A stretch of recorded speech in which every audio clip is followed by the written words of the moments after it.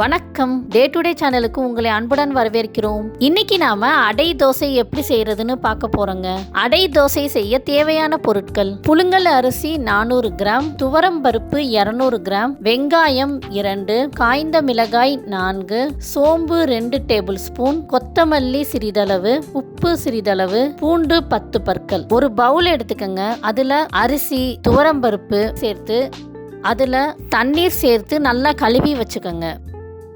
கழுவுன உடனே அரிசி பருப்பு முழுங்குற அளவுக்கு தண்ணீர் சேர்த்து 4 மணி நேரத்திற்கு ஊற வச்சுக்கோங்க. ஒரு மிக்சர் ஜார் எடுத்துக்கங்க. அதுல ஊற வச்சிருந்த அரிசி பருப்பு, பூண்டு பற்கள், சோம்பு,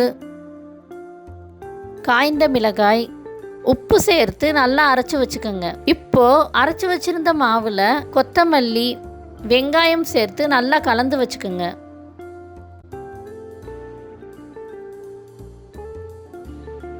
மாவை இந்த பதத்திற்கு கலந்து வச்சுக்கோங்க. ஒரு தோசைக்கல்லை நல்லா சூடு பண்ணிக்கோங்க. அதில் அடைமாவு ஊற்றி லேசாக பரப்பி விட்டுக்கோங்க. அதில் 1 டீஸ்பூன் எண்ணெய் சேர்த்து 2 பக்கமும் நல்லா வேக வச்சுக்கோங்க.